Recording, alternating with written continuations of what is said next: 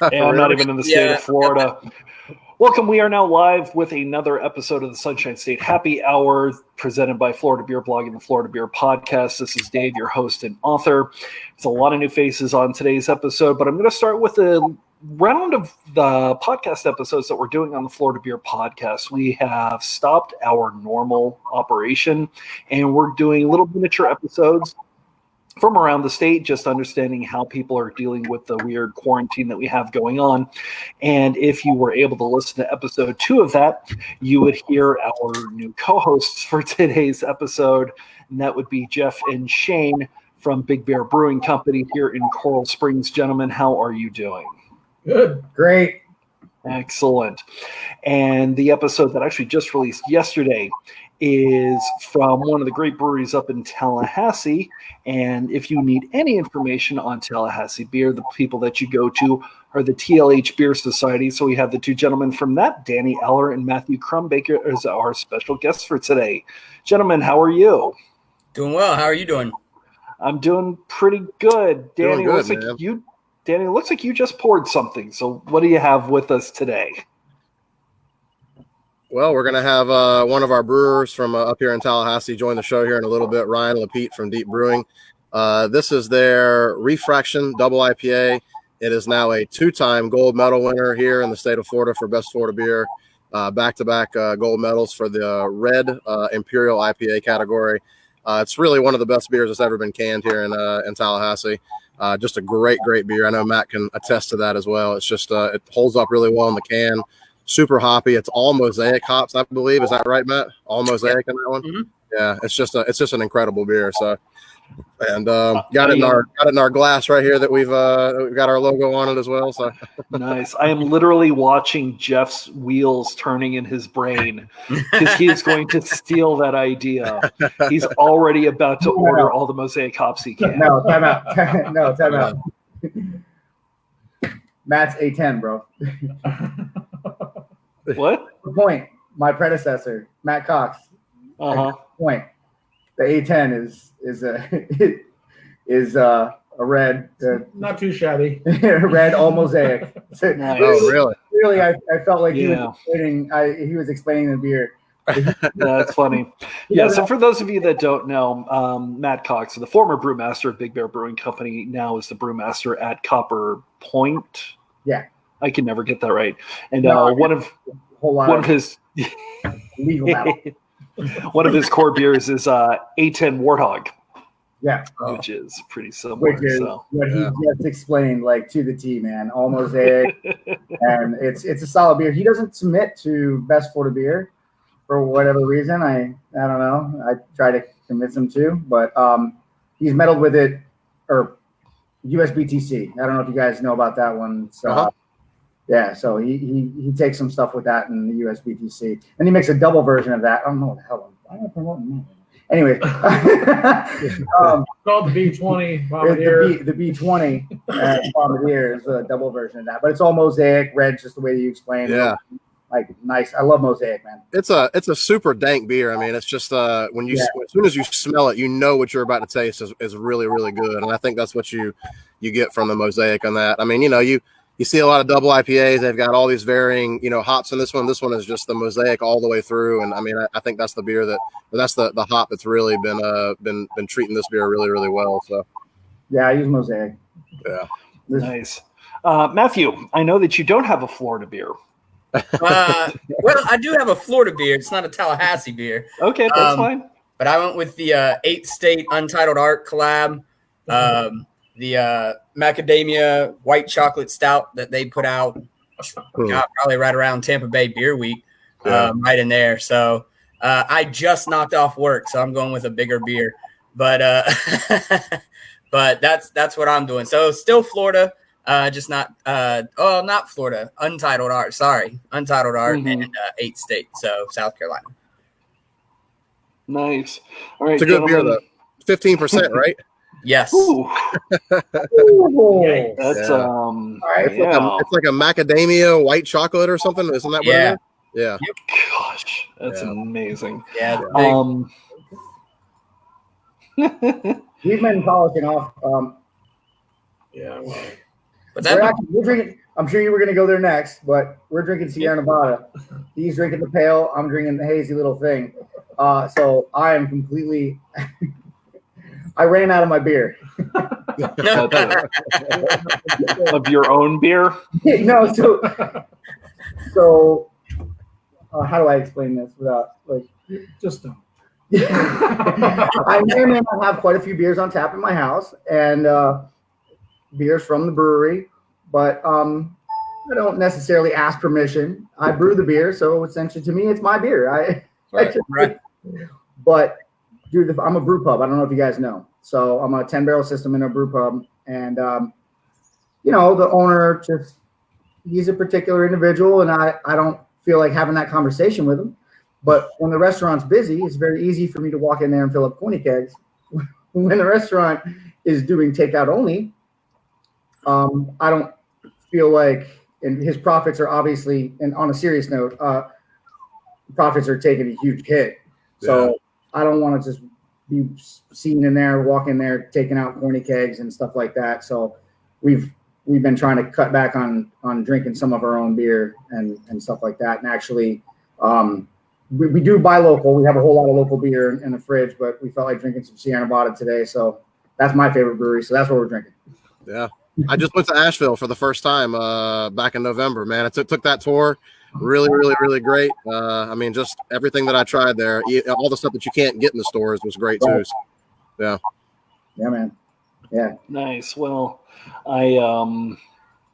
sure. I actually am not in Florida right now. I don't know why I grabbed, but I did grab this. It's a Bicentennial Cream Ale from St. Benjamin Brewing in Philly, which has one of the nicest beer scenes that I've ever seen. I'm a huge fan of yards out there, but I kind of wanted to go the exact opposite. I didn't want anything major and brutal, and this is literally perfect, which is nice. So we were talking a lot. I guess you were talking a little bit about that. Let's chat kind of about how things are going in Tallahassee. How have the 4 remaining breweries sort of been, and especially the one that is going to be taking over the spot previously operated by Grasslands? Matt, you can take that one. My mic kind of went in and out a little bit there, admittedly, so you may have to take on that one. All right, so yeah, we've got 4 breweries up here now. We had 5 up until last year. Grasslands, which I'm sure people around the state have probably seen at beer festivals. They had some beer down at the Food and Wine Festival at Ocala this year. Epcot, Orlando. They've also been at Hunapoo Day, a few other places. They unfortunately closed last year.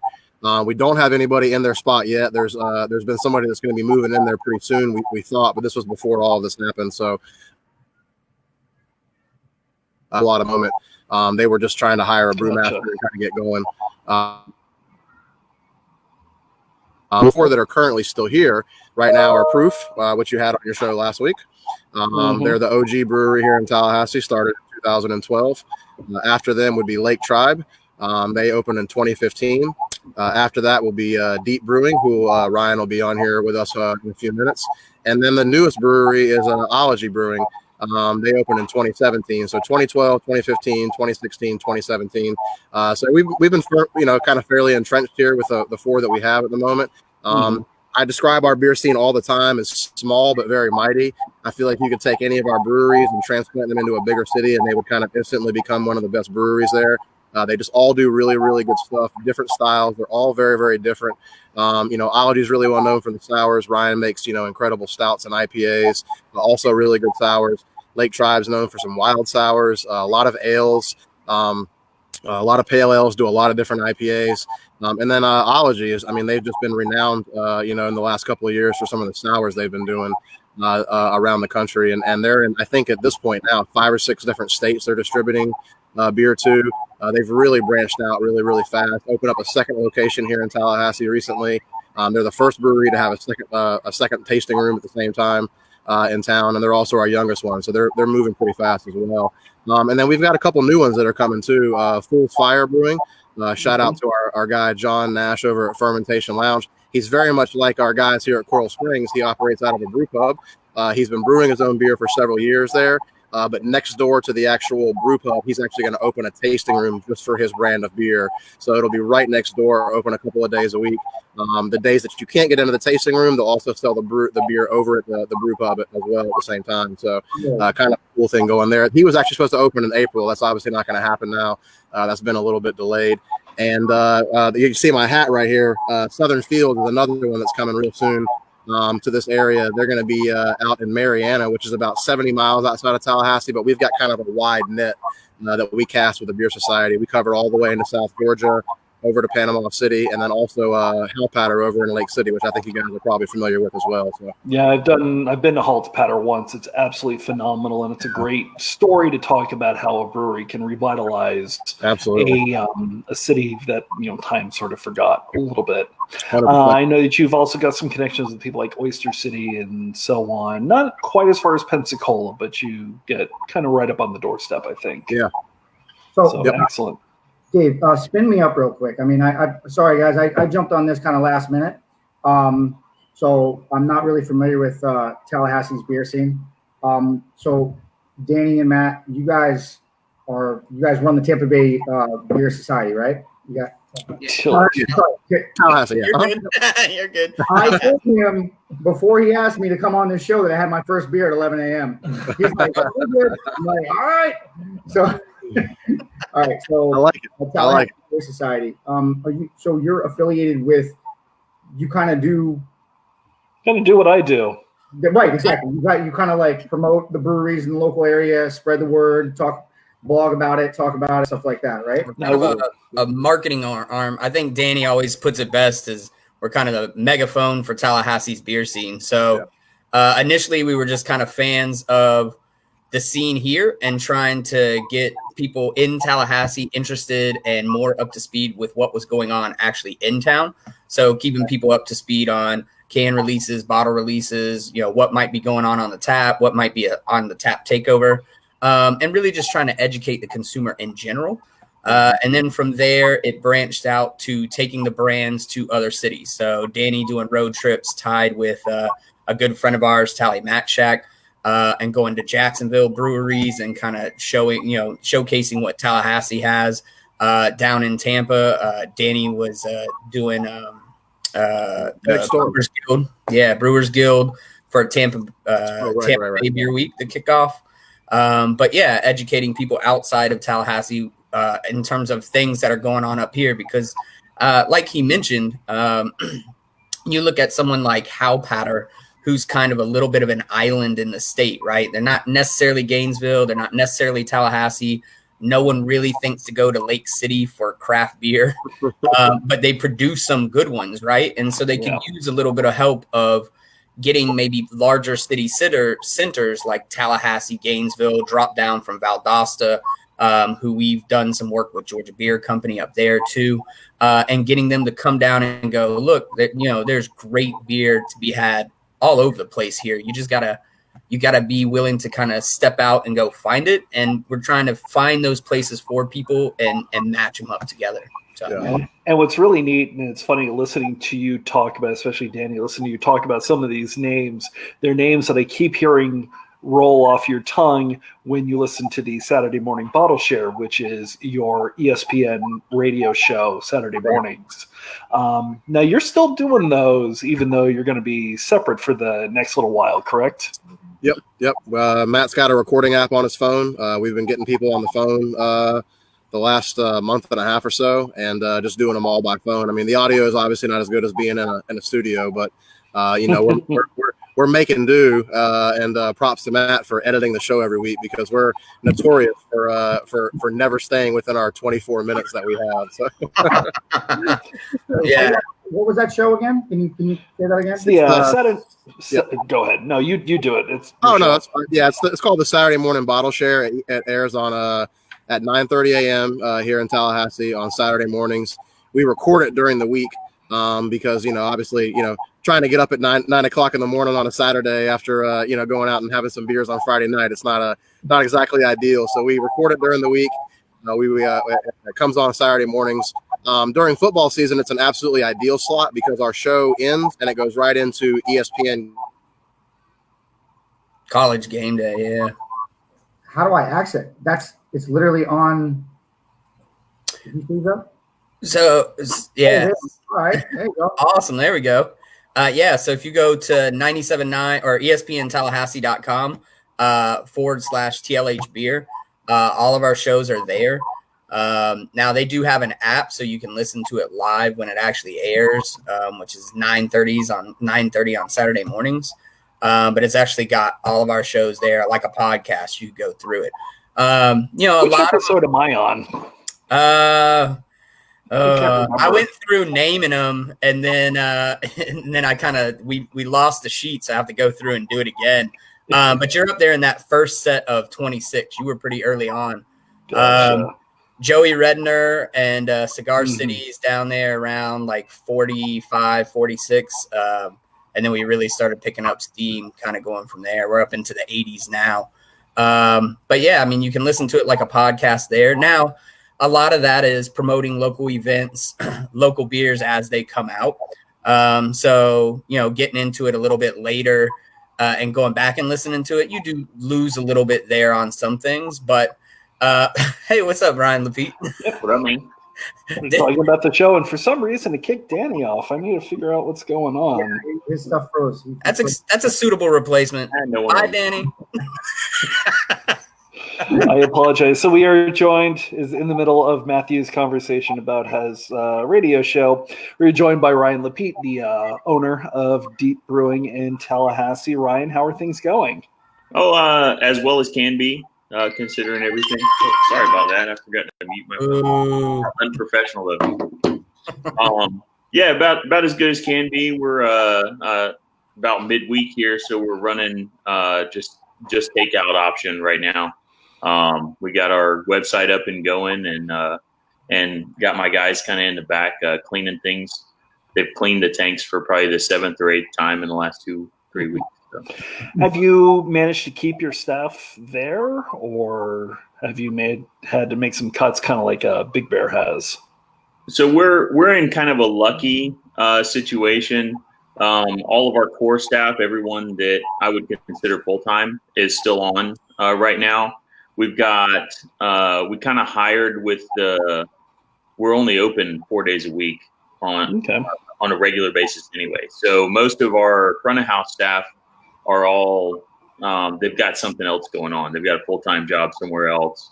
They maybe pick up 1 or 2 shifts a week, and so we've got 80% of our staff fully utilized that need the hours. A couple of the others. We have one staff person that decided she was already gone for spring break. So she just stayed with her parents down in Dunedin. And so we didn't have to make any cuts.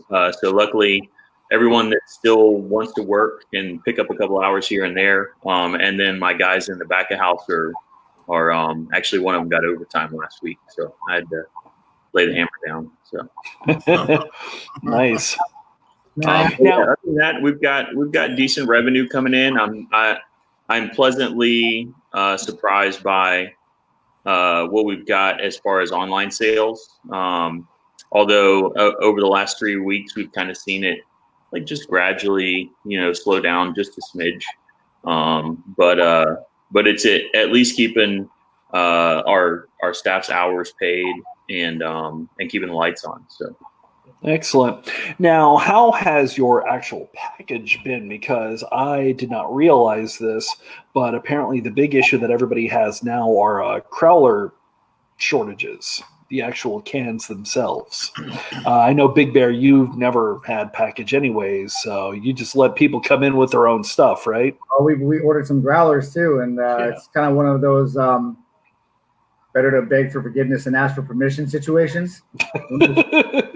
I'm just filling growlers, and it's allowed now. And then, honestly, when this whole thing dies down or whatever, I think I'm just going to keep doing it until someone tells me to stop. Nice. Ryan, what kind of things do you have to deal with right now? We had never quite committed to the crowler concept. Okay. We've always had a very strong growler game, and it just didn't quite make sense to shift that over to cans that we'd pretty much be not charging people for and throwing away. And so we just kind of stuck to the glassware. And so we had just in January ordered our entire year's worth of inventory of growlers. And we've plowed through about 80% of that in the last 2 weeks. So it's just kind of, so we've got, I think we're 3 weeks out from our next order. We went ahead and ordered like 5,000 glass growlers for the next round because we couldn't order crowlers and a crowler machine and get it any faster. So, are they even going to be? Are they going to be logoed, or at this point, are you just grabbing glass and then worry about logoing later? They'll all be screen printed. We've got about 2 weeks, maybe 3 weeks worth of inventory if we stretch it. We got a couple of package formats that we were kind of playing around with. We've got some 19.2 ounce like stovepipe cans that have like a twist lid on them that we're filling as if they were growlers, and that's going to give us like an extra week of inventory. We've got a couple of bottle releases planned to kind of spread things around until that next cycle of growlers can get in here. Excellent.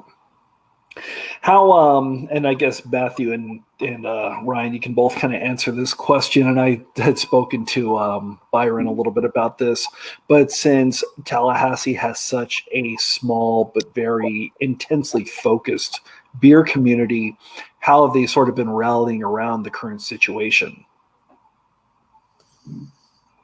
Ryan could probably speak to it a little better than I could, be honest with you. I mean, I can tell you in terms of what we do and the social media and the collaboration and everybody kind of pulling together, that's been really impressive. But it's always kind of been in our beer scene since I started covering it 3 years ago. There's that the high tide rises all ships. I'm going to steal Ryan's statement there. But there's always kind of been that. So even though there is competition inside Tallahassee, and there are at times where people may step on each other's toes a little bit, when it's all time, like all chips are down and everybody's trying to really pull together, everybody really does. And we're somewhat lucky in that everybody has their own kind of lane. There are certain beers that are done at one brewery that may not be the particular style that's at the front of another brewery. So it helps that it's a very diverse kind of group, but then even where they are located in town. So it's one is all the way off to the west. That'd be Lake Tribe. Ology's right downtown. Ryan is a little more off to kind of the northeast, northwest side of things. And then Proof is on South Monroe heading towards the south side of town. So even then, everybody kind of has a little pocket that they can work in that's their pocket. And I don't know if in a bigger city that's really flush with breweries would necessarily have that dynamic to it, because everybody's kind of producing something similarly and everybody's kind of in the same spaces. But Ryan can talk a lot in terms of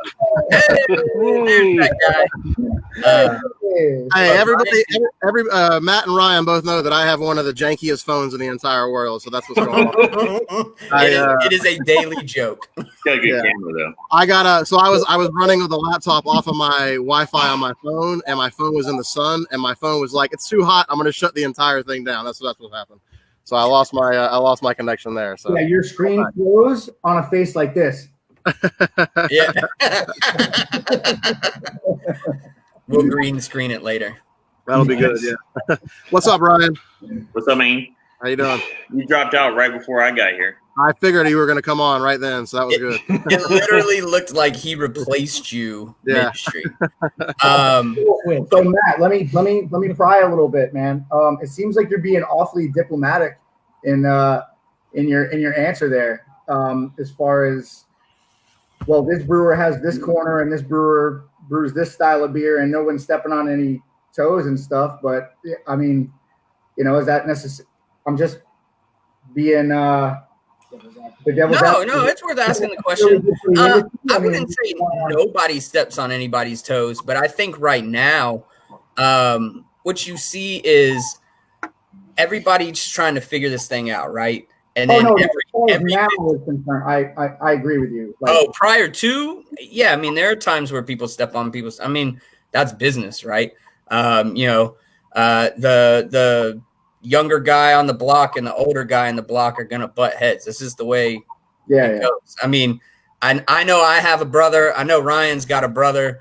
I don't know if anybody else does, but there is that you'll have those times where you don't like each other, but the minute somebody outside is like, yeah, I don't like that cat either, then it's no.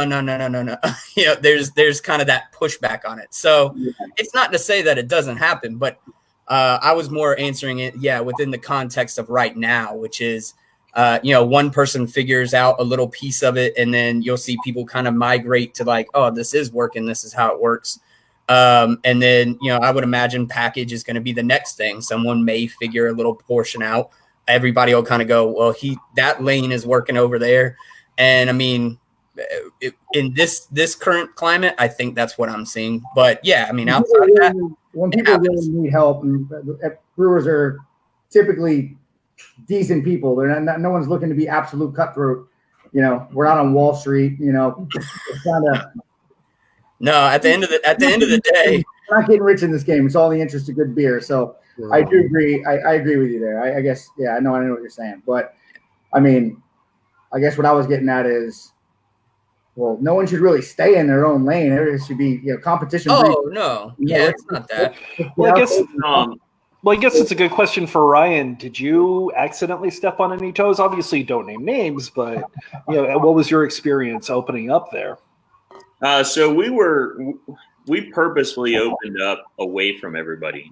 When we opened, we were a very tasting room centric brewery, without any real ambitions of going to package, and just trying to find out that own premise, kind of part of the business plan, and lock that down. And then we found out even with our little 3.5-year-old brew house that we started with, we had a little bit more capacity than we had planned on.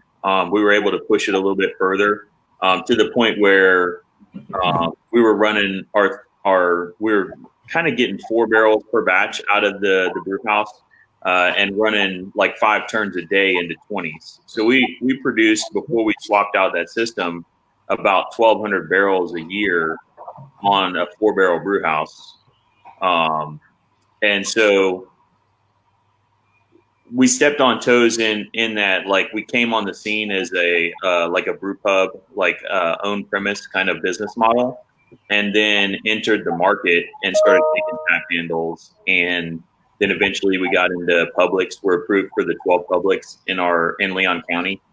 And so if you think about it that way, with Proof, the established brewer, that had been on the scene for several years before us, if you want to say that's stepping on toes, then yeah, you can go there. But as far as, we tried to stay in our own style lanes. We're a very British centric, that's the heart of the brewery is our British ale yeast. We still go into our IPAs are super strong. We do a lot of clean kettle sours, which, I mean, I think every modern brewery needs to do that kind of stuff anyway. But as far as specifically stepping on toes, as far as we're taking customers, we're in a completely different tasting room market as a Proof over on the south side of town, which has the college game on lock. We got Ology in Midtown, which has the walking downtown game on lock. We're on the northeast side, where we have the golf course communities, the neighborhoods, the walking stroller neighborhoods and stuff like that. The next phase of everyone's life as they go towards, buying their first house and that kind of thing. And then we've got Lake Tribe, which is on the northwest side of town, which is the kind of the can centric, we're gonna the working man neighborhoods, like on the way home from day labor, that kind of stuff. So those guys kind of got that neighborhood on lock. So everyone's in their own little pie wedges in Tallahassee. So Yeah. Interesting. Well, it's almost time to finish up, but I am going to go ahead and give you a round robin question, something that I kind of want you all to mull over and give me your best shot, since we are dealing with a new temporary normal. Once this is over, once we can all get back to normalcy, are there any changes that you see the craft brewing community has made or had to make that you think is going to stick around, something that maybe people didn't realize they needed as much as they did? I'm going to start with Jeff because he has the shortest beard. He doesn't have anything, so I'm going to make him suffer. So you're up. That's awesome. You know why I don't have my beard? I have to. I know. Jeff is actually a full-time firefighter. So yeah. We can definitely give a pass on that, man. Yeah, right. I feel so inadequate. You know what this thing has made me like actually realize? Since I've been looking at like everyone, it made me realize how much I touch my face. Like, Oh yeah, I'm sorry. I'm like, Yeah, I've noticed it today. Me going like this. Yeah. Yeah. Moving forward, Dave, I think you should actually have a touch your face, take a drink rule or something. I mean, you got. I like that a lot, actually. Yes. Touch your face, drink. Anyways, man, packaging. I mean, I kind of touched on it earlier. So the rules changed a lot. We had that legislation that passed. What was it, a year or two ago? That definitely lightened up on the whole growler packaging in Florida and all that old stupid laws. I'm a brew pub, so I was never able to package before. Now there's a lot of gray area in it. I actually don't even know whether or not I'm really allowed to or not, to be honest with you. The way things were before, I wouldn't have wanted to, just because I have a 10-barrel system. So it's hard enough keeping the beers that I have on tap as it is with him and I. We'd be chained to the freaking brewery. Yeah, it would be, letting beer go out the door would just be freaking, right, exactly. Letting beer go out the door would just kind of be counterproductive at less of a price point than what it gets sold for at the bar. So if the beer is already moving at the bar, why am I selling it out the door for less of, for a lesser price point? I mean, it's not for nothing. I don't own the restaurant or the brew pub, and the owner is, as you know, Dave, in it to make money, and I am not changing his mind with any amount of argument. So I have to just focus on exactly what he wants me to do, and that's keep the beer on and get his biggest profit margin. So, but now that we have started to sell beer out the door and he's seeing how it's flowing, and there's a lot of people that want beer to go, And root beer. and a root beer. Yeah. I think I'm just, like I said, I'm gonna keep filling growlers until they tell me not to. Yeah. So that's gonna stick around, I think. I mean, I think the government and all of its wisdom and all their rules and stuff are kind of they're kind of in a oh shit moment, for lack of a better term. Like, hey, our economy's crashing. We need to make sure that our businesses stay afloat. And I don't think as soon as they open the businesses back up, they're going to want to be coming in our doors saying, hey, you can't do this. So that's my take on it. I mean, I'm prior military, so I mean, I always find the gray area in things, and I think this is going to be one of those times where it's a gray area, and I'm just gonna keep selling beer out the door until I'm told not to. Perfect. Shane, you want to throw your hat in the ring, and Danny, you just touched your face. Take a drink. Camilo. Do it 5 times. Shane will just be cleaning growlers. That's what Shane's gonna be doing. I guess you're going to start somewhere. That's right. I'm actually having a social distancing party at the brewery I'm trying to open this evening. Oh, I don't know if you know, Dave. I know this isn't the subject. We can talk about it later. I know you're trying to get moving, but Misfits is actually moving along. Good. That's his. We have a location. They have a location, and they're moving along, and they're having a social distancing get together. It's only 8 people. That's all you can have. Congrats, man. Excellent. It's good stuff. I've tried the Misfits beer several times, and I'm very impressed. Matthew, we'll go on to you. I think Jeff really hit on a lot of it. I'll be curious to see how quickly, everything is almost like the wild, wild west right now. Like anything you can do that's working, they're too busy with so many other things to really come and regulate that. I'll be curious to see how quickly they decide, like, let's get back in there and start, reorganizing everything and putting things in place.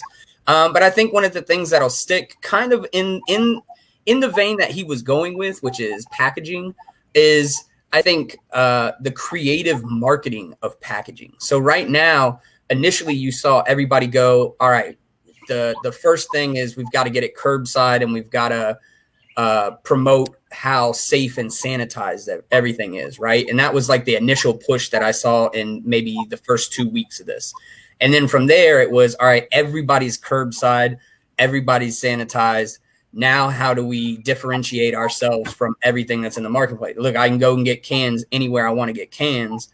Now, how do I differentiate what I've got? And so I'm starting to see creativity in marketing the beer itself, but also the packaging of it. And some of that is, the mother of all invention is, tall boys and growler or crowler cans are scarce. So now you got to come up with different solutions, right?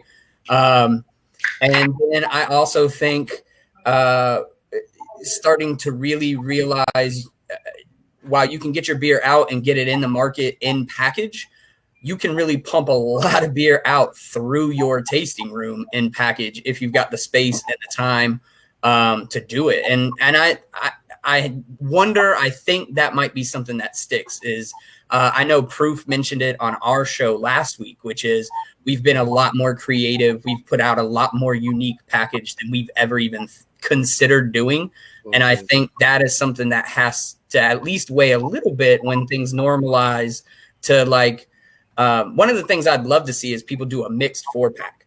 There's a lot of people who want to do a one-off. You do a triple can release. We've got a couple of breweries doing triple can releases here. I don't necessarily want to commit to a 4-pack of all of the cans, right? I'd love to have a mixed 4-pack if you can get the price points matching up and go, I can sample all 3 and throw one wild card in for, 16, 18, 20, whatever it is. I'd love to see that. But I think package is definitely going to be the emphasis coming out of this. It's funny that you mentioned that, Matthew. There's a brewery down by us here. They were going to have a Goza festival this weekend, and instead what they're doing is for $40, you can get you get a logo glass and then 8 8-ounce stubbies. Each one has a different beer in it. Nice. Yeah, that's cool. That's cool. It's like a festival to go. It's literally exactly what it is. Yeah. Danny, give you the next one. Marketing. I got a feeling Ryan's going to say this one, so I'm going to go ahead and steal it now. And that is, and he mentioned this to me a couple of weeks ago. Man, the online sales. I mean, I think the online sales is going to be. I don't see any brewery stopping this after we go back to tasting rooms, because to be able to order your beer ahead of time and be able to show up and say, "Hey, I'm Richard M. I've got 2 4-packs and a growler waiting on me." It's really, really easy and it's convenient.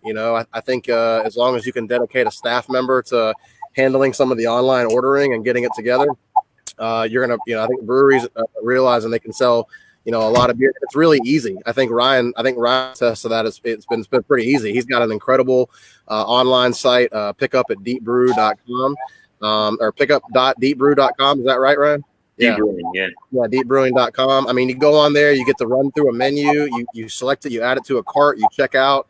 It gives you a phone number to call, and when you're on your way, you can do curbside. They can bring it out to you. You can come in, whatever. I mean, I think that'll be something that'll stick around for sure. We just didn't see a lot of that before, and now that it's here, I'm wondering why we didn't. I mean, it's really easy, it's really convenient. I like being able to kind of shop online and seeing, what's available right now, especially from all of our breweries. They're all doing it. Everybody set up a site like that. So I definitely think the online ordering is going to be something that's going to be here to stay. I mean, Ryan can correct me if I'm wrong or not, but I think that's something that's the convenience factor of that has been pretty nice, both for the breweries and for the consumer. Excellent. Well, Ryan, I am going to go ahead and give you the last word. Yeah, I think Danny kind of set me up for that one. I think online ordering it's going to be permanent. Like for us as a brewery that was only open 4 days a week anyway, to be able to sell for the other 2 days or 3 days a week, and like it's just our back of house staff. It's my brewers that are like every now and then we get a ding on the point of sale over the speakers, and they go and like fill the order and set it up to be ready. So we're probably going to keep that going through into normalcy on the other side of this. I think it would probably be dangerous. I mean, for a lot of breweries to read too much into the like packaging being the thing.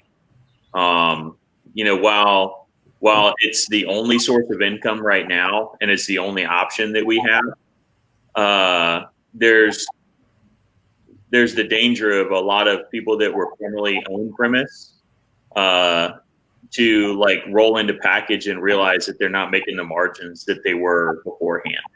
And I think that's a big thing to watch out for. So like it's kind of that quick fix for the answer for now, what's needed now, but is it right for the business model in the future? And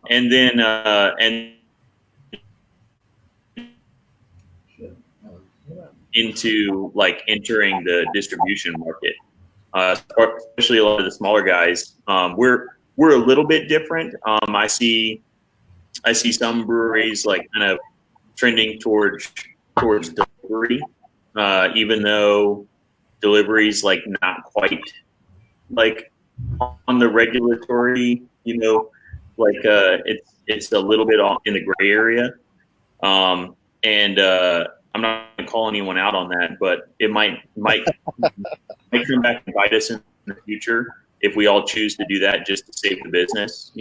Is a couple of bucks here and there every week worth, violating some regulations. And so I don't think that that's one of the things that's going to like carry through to the next round. But I do see a little bit more variety in package sticking around, whether it's like right out of people's cooler in their tasting rooms, or starting to see a lot of people getting a little diverse in their distribution package.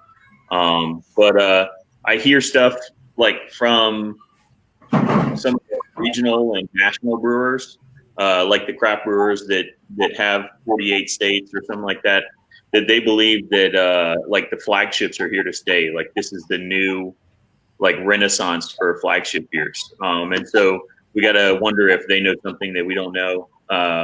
For us, like around 1,000 barrel a year breweries, are they coming hard? So yeah, I've heard that as well about the flagships. I can't remember where I heard it. It may have been on Saturday Morning Bottle Share, but it was mentioning that people are going in and they've only got a couple minutes and they're going to reach for the beers that they know.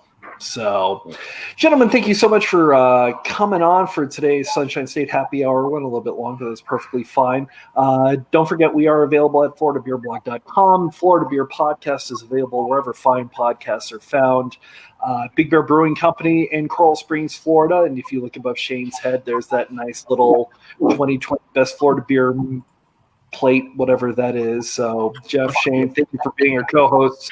Danny Eller, Matthew Crumbaker from the TLH Beer Society. You can find them on social media, and the Saturday Morning Bottle Share, which is on the local ESPN station, 97.9, I think, in Correct. Tallahassee FM.